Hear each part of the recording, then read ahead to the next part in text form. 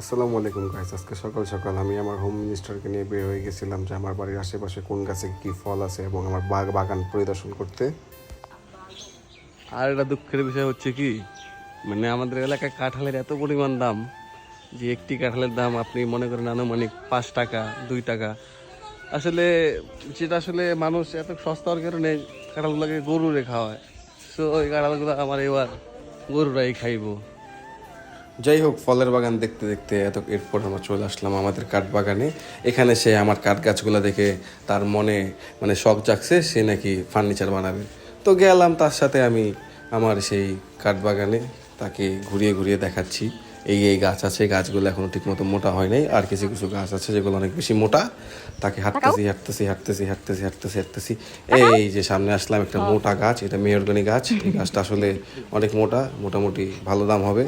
যাই হোক, ভালো ফার্নিচার হবে। এরপর হাঁটতে হাঁটতে সামনে আগাচ্ছি।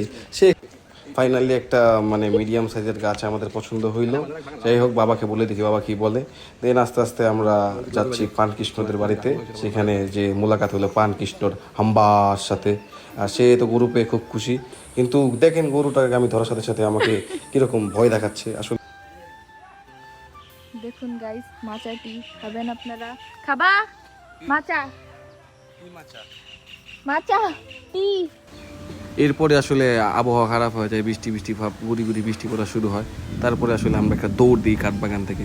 দৌড় দেওয়ার পরে আসলে তাড়াতাড়ি, যাই হোক, আজকে ছিল আমাদের ঈদের আসলে ছুটির শেষ দিন। আমরা কালকে চলে আসবো আবার ঢাকায়। যে যার মতো ব্যস্ত হয়ে যাব।